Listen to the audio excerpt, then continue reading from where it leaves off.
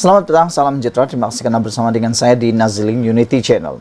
Isu paling hangat petang ini melibatkan beras yang telah disorok, menyebabkan ketidakstabilan bekalan beras di semenanjung Malaysia. Hari ini daripada Harapan Daily, ahli Parlimen Sungai Petani menggesa Dewan Rakyat bahas isu 180 tan beras yang disorok.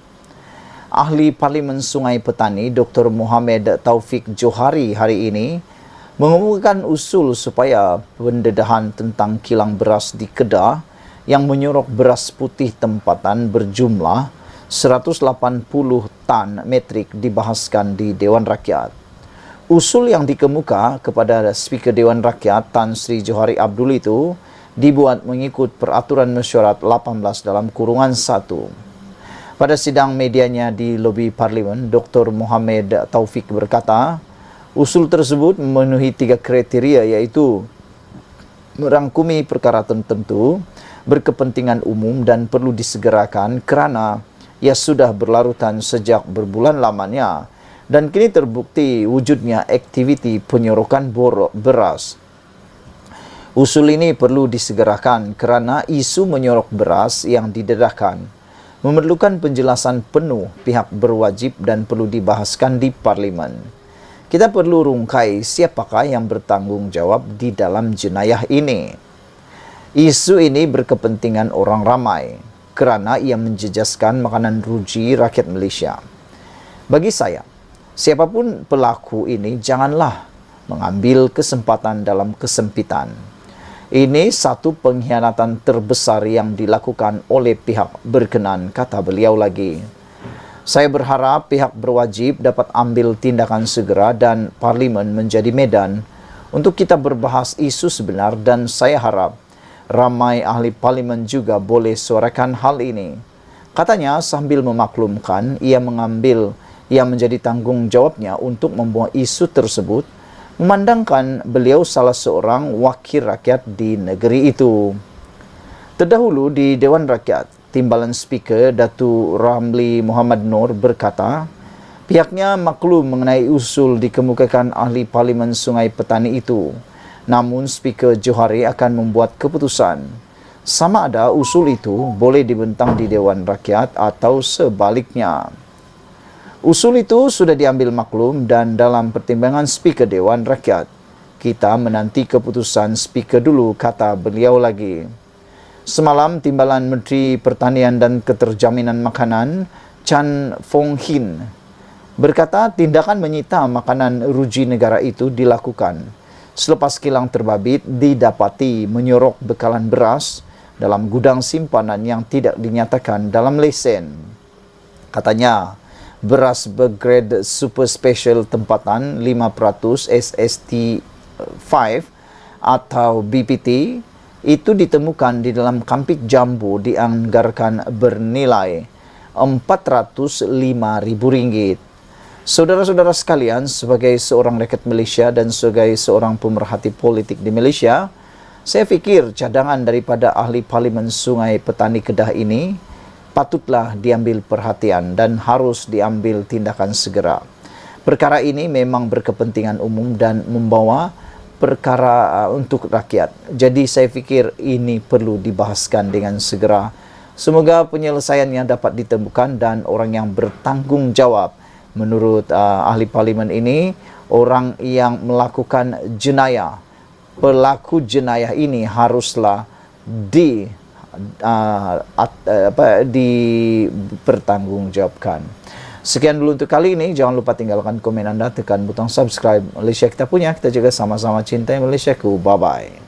Selamat petang, salam sejahtera. Terima kasih kerana bersama dengan saya di Nazilin Unity Channel. Sudah lama tak mendengar tentang cerita, berita, kabar tentang Zuraida Kamarudin. Selepas PRU 15 yang lepas dengan kekalahan yang memalukan, beliau kalah teruk di kawasan beliau.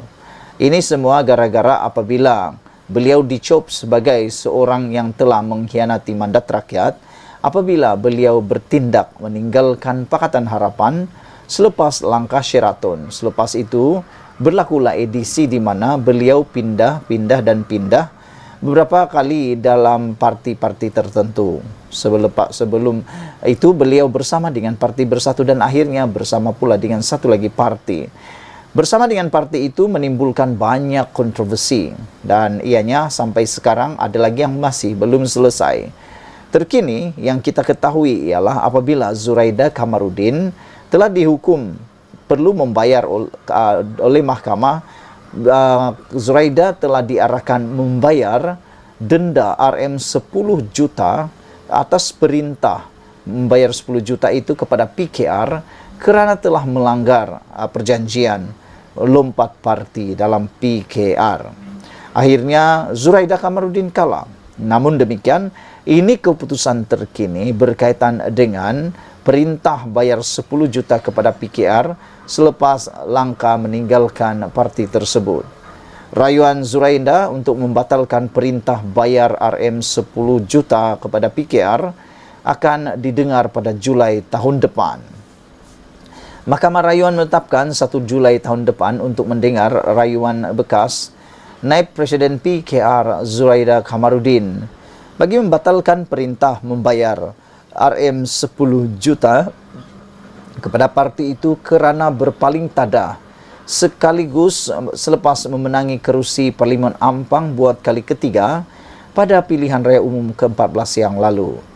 Peguam Navbret Singh yang mewakili PKR selaku responden mengesahkan tarik perbicaraan di Mahkamah Rayuan pada pagi ini.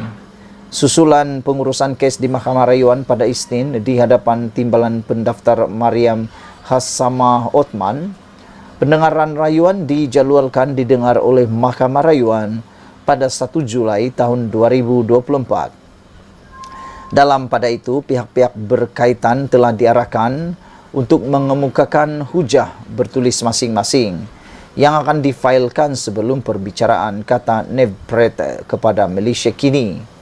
Zuraida membuat rayuan berhubung keputusan Mahkamah Tinggi di Kuala Lumpur pada 23 Jun lalu membenarkan tuntutan RM 10 juta kepada PKR terhadap bekas menteri itu. Hakim Akhtar Tahir turut memerintahkan bekas ahli Parlimen Ampang itu membayar kos sebanyak RM50,000 kepada PKR. Ketika perbicaraan pada 29 Mac, Setiausaha Agung PKR yang juga Menteri Dalam Negeri Saifuddin Nasution Ismail memberi keterangan bahawa Zuraida memenangi kerusi Ampang kerana bertanding di bawah tiket parti itu dan bukan kerana kekuatan dirinya sendiri. Pada 30 Mac, Zuraida memberi keterangan bahawa dia tidak mengetahui butiran bon 10 juta ringgit itu kerana didakwa dipaksa menandatanganinya sebelum bertanding. Zuraida bersama 11 ahli parlimen lain diketuai bekas timbalan Presiden PKR Azmin Ali meninggalkan parti itu pada Februari tahun 2020 bagi menyokong Bersatu, UMNO BN dan GPS dalam membentuk Perikatan Nasional. Kejadian yang digelar sebagai langkah Sheraton itu membawa kepada kejatuhan Pentadbiran Pakatan Harapan yang mendapat mandat untuk menjadi kerajaan melalui PRU 14. Pada September tahun yang sama di hadapan Hakim Mahkamah Tinggi di Kuala Lumpur, PKR memfailkan saman sivil untuk menuntut 10 juta ringgit daripadanya kerana meninggalkan parti itu. Pada Mei tahun lalu, Zuraida meninggalkan Bersatu untuk menyertai Parti Bangsa Malaysia PBM. Pada Disember tahun lalu, dia dan 10 ahli PBM lain dipecat berikatan pertelegahan dengan penyandang Presiden Larry Sheng. Awal tahun ini, Zuraida dipilih sebagai timbalan Presiden NGO Muafakat Nasional. Sekian dulu untuk kali ini. Jangan lupa tinggalkan komen anda, tekan butang subscribe. Malaysia kita punya, kita juga sama-sama cintai Malaysiaku. Bye-bye. Selamat petang, salam sejahtera. Terima kasih kerana bersama dengan saya di Nazlin Unity Channel.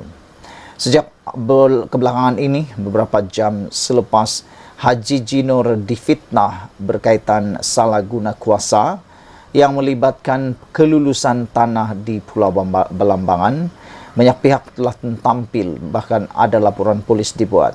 Namun yang paling kita tunggu-tunggu ialah apa komen daripada Haji Jinor berkaitan dengan isu dakwaan salah guna kuasa ini.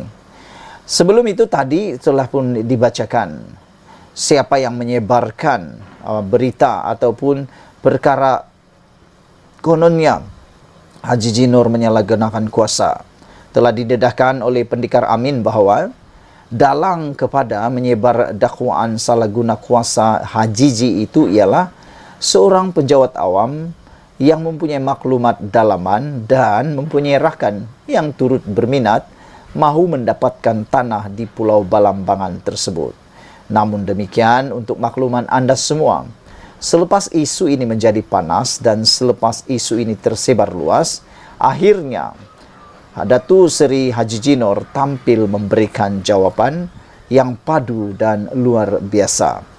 Dan selain itu, saya berpendapat ini adalah fitnah kepada Datuk Seri Haji Jinor, Ketua Menteri Sabah. Kerana kalau benar itu ialah berita yang betul, mereka tidak patut membuatnya di media sosial, tetapi perlu melaporkan di dalam kepada pihak-pihak yang berkenan. Jadi itu boleh kita ragui. Hari ini akhirnya Haji Jinor tampil memberi jawapan berkaitan dakwaan salah guna kuasa.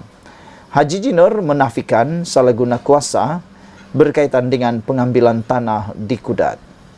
Ketua Menteri Sabah Datuk Seri Muhammad Haji Jinor hari ini menafikan berlaku salah guna kuasa dalam kelulusan berhubung rundingan pengambilan tanah di Kudat. Menjawab dakwaan yang disebarkan melalui laman Facebook berhubung pengambilan tanah yang didakwa untuk pelombongan pasir silika di daerah itu, Haji Ji berkata semua permohonan adalah mengikut undang-undang.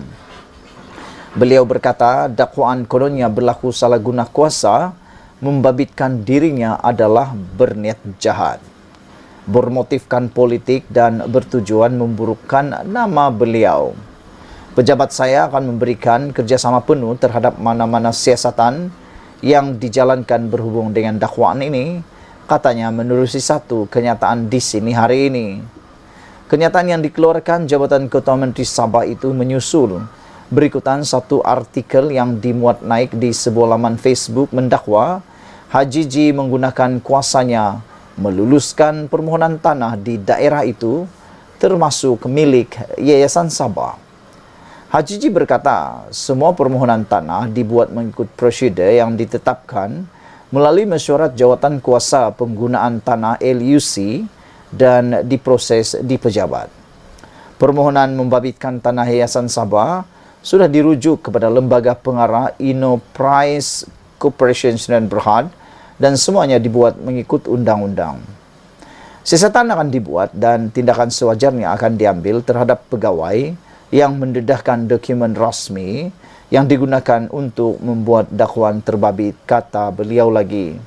Katanya pihak berkuasa juga sudah memaklumkan mengenai akaun Facebook yang memuat naik dakwaan untuk mencemarkan reputasinya itu.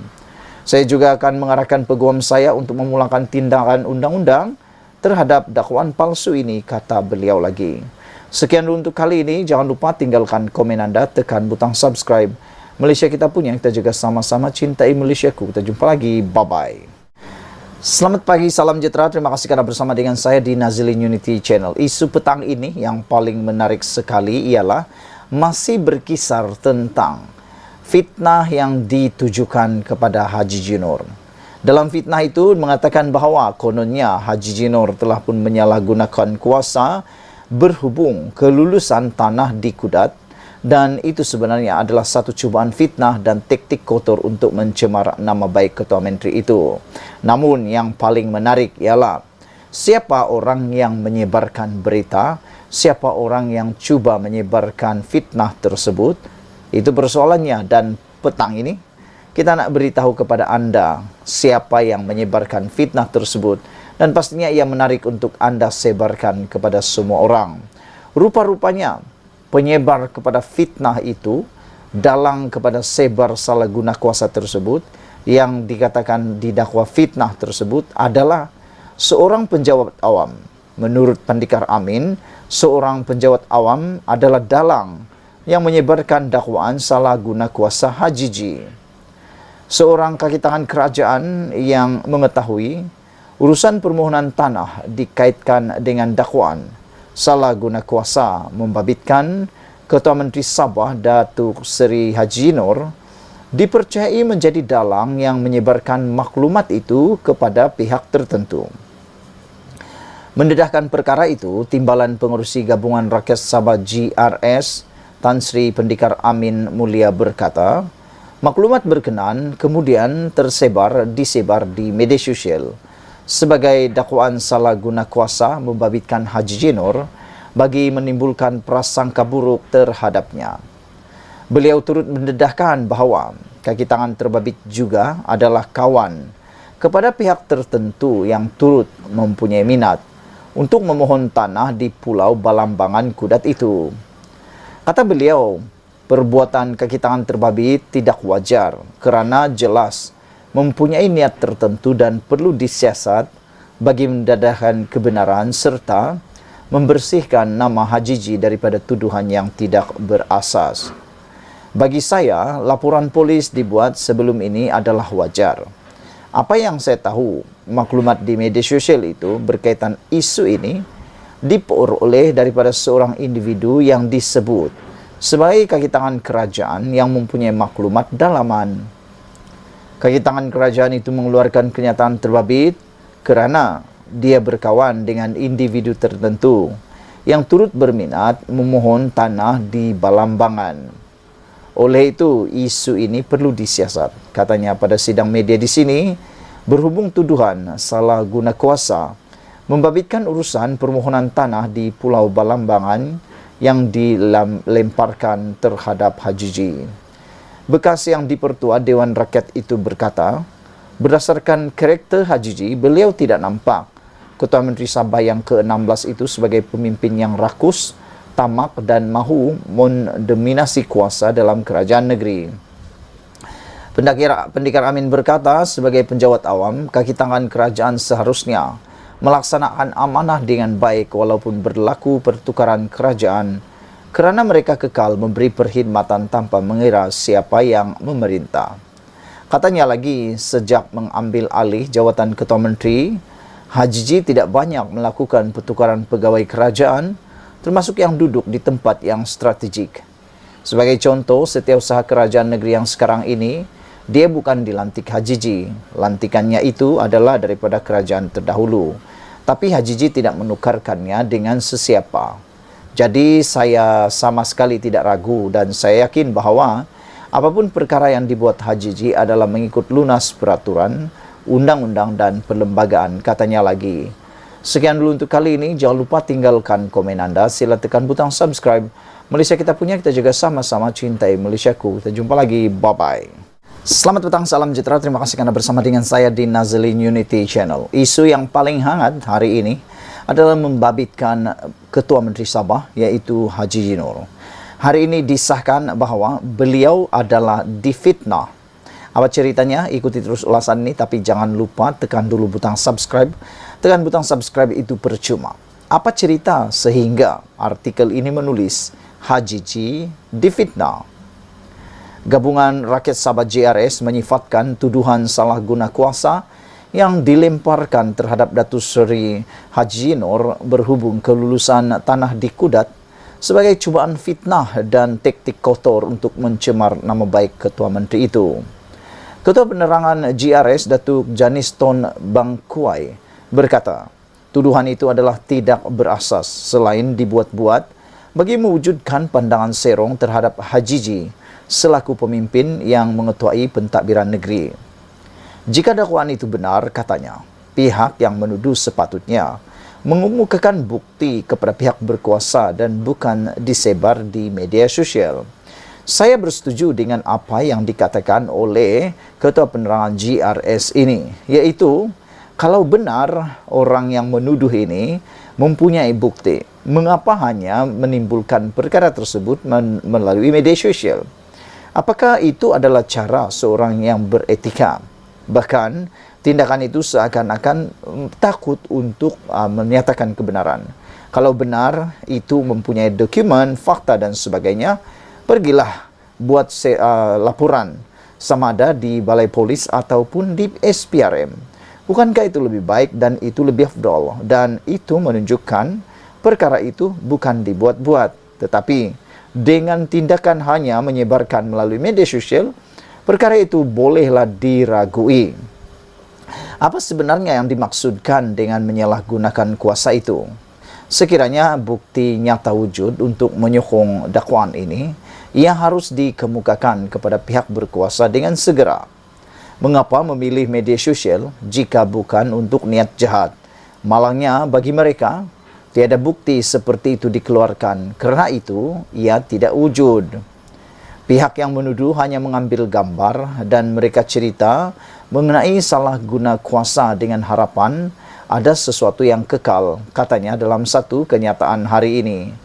Beliau mengulas dakwaan salah guna ke atas Hajiji berhubung salah kuasa kelulusan permohonan tanah di Kudat yang dikaitkan dengan pelumbungan pasir silika yang disebarkan menerusi media sosial baru-baru ini.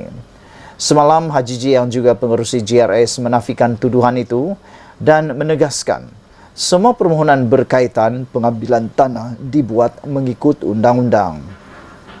Johnny Stone yang juga Ketua Penerangan Parti Bersatu Sabah PBS berkata, kerajaan GRS Plus pimpinan Haji tidak mengamalkan takbir urus bertentangan dengan prosedur ditetapkan. Sebaliknya berlandaskan peraturan, kata beliau lagi. Nampaknya ada pihak tertentu memilih untuk menggunakan modus operandi berakar umbi dengan penipuan dan penyebaran maklumat salah, kata beliau lagi. Saudara-saudara sekalian, dengan tindakan seperti ini, kita perlu sama-sama meragui, benarkah Haji Jinor menyalahgunakan kuasa? Kerana kalau benar, maka mereka perlu membuat laporan itu bukan melalui media sosial, tetapi kepada pihak berkuasa. Oleh sebab itulah, ini mungkin adalah fitnah yang ditujukan kepada Haji Jinor. Sekian dulu untuk kali ini. Jangan lupa tinggalkan komen anda, tekan butang subscribe. Malaysia kita punya, kita jaga sama-sama, cintai Malaysiaku. Kita jumpa lagi. Bye-bye. Selamat malam, salam sejahtera. Terima kasih kerana bersama dengan saya di Nazlin Unity Channel. Dipetik daripada Harapan Daily, dah jumpa punca beras tempatan gaib, kilang Sorok 180 tan metrik beras disita. Rupa-rupanya ini tempat di Sorok dan telah dijumpai punca beras tempatan ni gaib. Yang hairannya menteri kata beras cukup, tapi tak cukup-cukup juga kata orang ataupun rakyat netizen bila pergi ke pasar raya. Tidak, itu yang hairan. Menteri kata cukup, rupa-rupanya betul lah yang menteri kata memang cukup, tapi gaib. Gaib kemana? Disorokkan. Siapa sorokkan? Bukan toyol. Ramai yang cakap toyol. Ada orang kata hantu jembalang. Bukanlah, dalam ruangan komen ada cakap toyol lah, hantu jembelang lah dan macam-macam. Bukan. Bukan toyol, bukan jembelang, tapi manusia yang bertopengkan toyol. Iyalah, kenapa kita cakap begitu? Sebab mereka ni menyusahkan rakyat. Menyusahkan rakyat lah kan. Baik bagus-bagus, kita cukup makan, cukup beras, disorok pula. Tak tahulah apa tujuan mereka. Namun demikian kita bersyukur sebab punca beras tempatan gaib telah ditemui dan rupa-rupanya 180 tan metrik telah pun disorok dan disita. Masalah bekalan beras tempatan gaib semakin dijumpai puncanya. Susulan sitaan pertama di bawah operasi beras putih tempatan ke atas sebuah kilang beras di Kedah. Syarikat kilang itu kena sita dalam Ops BPT semalam selepas disyaki menyorok beras putih tempatan berjumlah 180 tan metrik dianggarkan mencecah 405,000.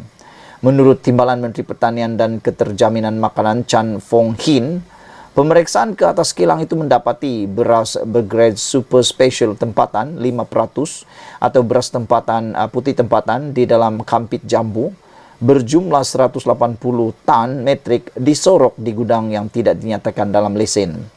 Buat masa ini, lokasi dan nama syarikat kilang itu tidak boleh didedahkan supaya tidak mengganggu kesiasatan, kata beliau. Cuma saya dimaklumkan pihak kawal sedia padi dan beras melakukan operasi seperti biasa setiap masa. Pada hari Sabtu yang lalu, KPB juga ada melakukan operasi dan menyita beras di sebuah kilang di sini. Katanya kepada pemberita selepas menyertai operasi pemantauan ke atas sebuah kilang beras di Kedah hari ini. Beliau memaklumkan kes tersebut sedang disiasat di bawah Akta Kawalan Padi dan Beras dan Peraturan-Peraturan Kawalan Padi dan Beras 1996. Sehubungan itu, Chan memberi amaran kepada pihak yang berkaitan agar mematuhi undang-undang yang ditetapkan. Okey, pada pendapat kamulah kan, apa hukuman yang selayaknya diberikan kepada penyorok-penyorok beras ini yang cuba mengaut keuntungan di saat rakyat susah? Anwar sudah beri amaran. Perdana Menteri kita sudah beri amaran. Dia kata sampai ke lubang cacing pun akan dicari. Dia kata awas. Anwar Ibrahim berikan amaran paling keras baru-baru ini kepada orang yang cuba membuatkan beras tidak cukup. Jadi agak-agak hukumannya besar atau tidak, saya rasa hukumannya memang akan sangat berat. Ujarnya, Kementerian Pertanian dan Keterjaminan Makanan serta anggota-anggota pasukan petugas akan bertindak tegas terhadap mana-mana pihak yang dapati melanggar peraturan sedia ada. Setakat ini tambahnya, pasukan petugas OPS BPT telah melakukan pemeriksaan ke atas 8 pemborong dan 6 pengilang beras di Kedah. Pemeriksaan itu jelasnya bagi mengesan sebarang kegiatan menyorok beras, menukar kampit dan mencampurkan beras putih tempatan dan beras putih import. Susulan kejayaan sitaan pertama di bawah operasi beras putih tempatan itu, rata-rata rakyat menyambut baik ketegasan pihak kementerian terlibat dan berharap pemeriksaan lebih kerap dilakukan di seluruh negara. Ramai menyifatkan kerajaan yang diterajui Datuk Seri Anwar Ibrahim pada masa ini bersungguh-sungguh memerangi pemborong dan pengilang yang jahat, menyorok bekaran beras, tidak seperti pentadbiran Kerajaan Perikatan Nasional PN. Wah, ini memang pedas. Kenyataan terakhir itu memang sangat pedaslah. Dan untuk makluman kita semua, ada satu jaminan yang terbaik untuk kita bahawa bekalan beras putih tempatan akan pulih dalam tempoh sebulan lagi. Sekian dulu untuk kali ini. Jangan lupa tinggalkan komen anda, tekan butang subscribe. Malaysia kita punya, kita jaga sama-sama cintai Malaysiaku. Bye-bye.